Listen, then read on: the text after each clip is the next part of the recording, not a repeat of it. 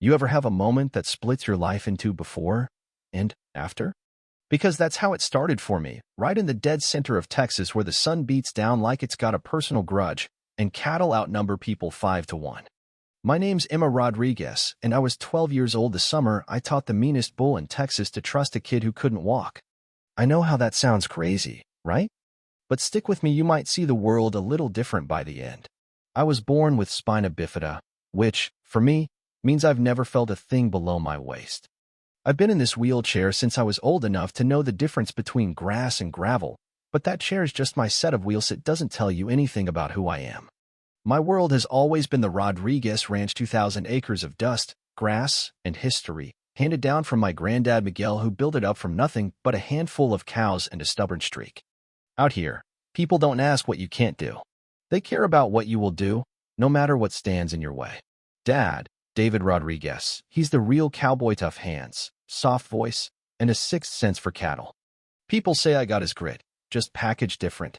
I never let anyone do things for a minute if I could figure it out myself. By 2, I was drifting that wheelchair like a go-kart. By 5, I was helping Dad toss feed to the herd. Folks who visited would stare and whisper, but Dad would just smile and say, "That girl's got more fight in her than a Texas tornado." And honestly, he wasn't wrong. My playground was open sky and hoof prints.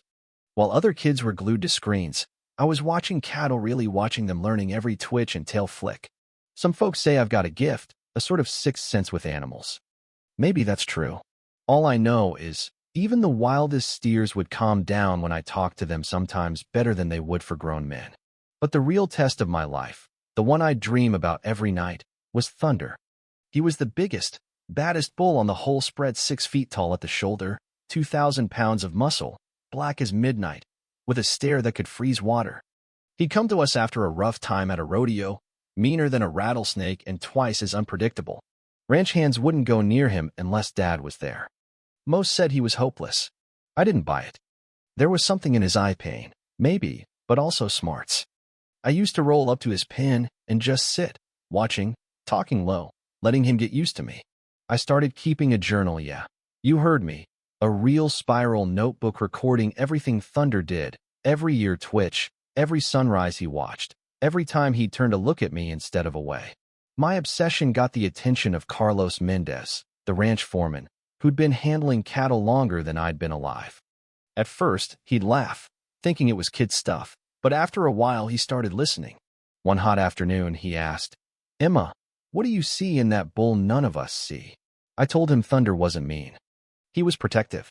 He always warned you before he got mad. Ears back, head low, 2 paws at the dirt. All you had to do was listen. Carlos put it to the test.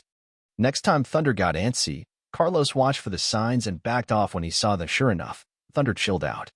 Word spread, and suddenly, grown men twice my size were asking me how to read a bull.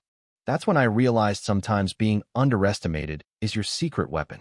But my parents, well, they drew the line at me ever going inside a pen with Thunder. I get it now, but back then, it just made me want it more. So I studied. Not just books, but breathing, energy, patience, the things real animal whisperers talked about. I figured, if I could keep myself calm, maybe the bull would meet me halfway. Then came the July scorcher that changed everything. Most hands were out for supplies, Dad was busy in the barn, and Mom was inside. I saw Thunder pacing, agitated, water trough knocked over, heat rising off his back. No one was close enough to help. I knew the sign, she was about to get heat stroke if no one stepped in.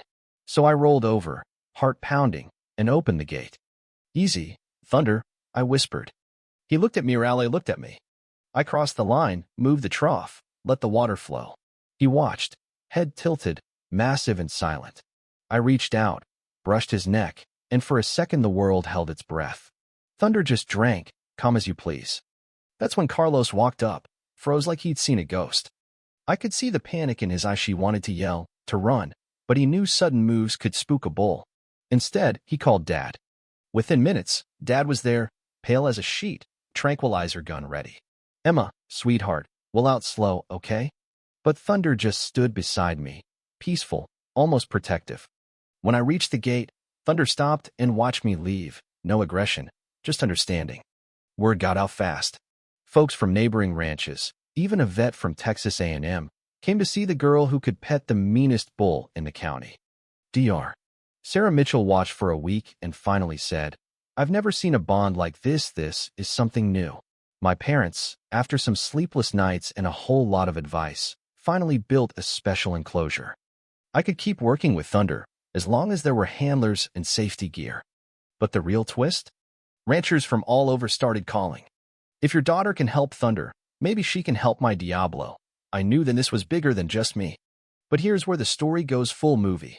A rancher from Montana, Marcus Brennan, bets $50,000 I can't get within 10 feet of his bull, Goliath, meanest in North America, scheduled for the slaughterhouse after hurting 6 handlers. That offer hits different. I say yes before Dad can object. I dive into research, learning Goliath's history taken from his mother too soon, handled rough, never had a gentle touch. Dr. Mitchell, now my mentor, says it's learned aggression, not evil. They set up an arena like a fortress.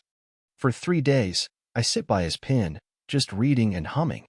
By day 4, Goliath comes closer, curious, not angry. After a week, he lies down near me, his breathing easy. The experts are baffled. Then comes the day I roll into the arena. The whole world seems to be watching. Dad, Carlos, Dr. Mitchell, a couple handlers, everyone else behind glass. Goliath comes to me, huge and scarred, and I just talk to him.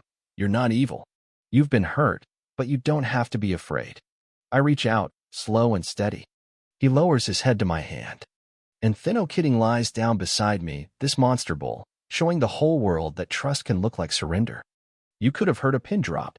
Brennan pays up, and then he does something wild, donates Goliath to us, and funds a rehab program for lost cause animals. The Rodriguez Ranch becomes the Emma Rodriguez Center for Animal Rehabilitation.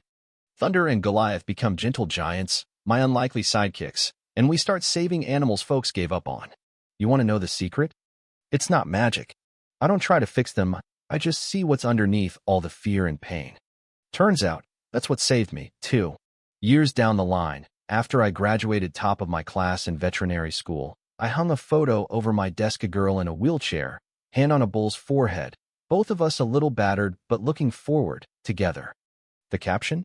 Sometimes the greatest strength comes from the gentlest touch. And sometimes, being different is your superpower. Now, I gotta ask, have you ever been underestimated because of who you are? How did you prove them wrong? Drop your story below, and let's celebrate what makes us all a little different. Who knows? Maybe your comment's the next story someone out there needs to hear.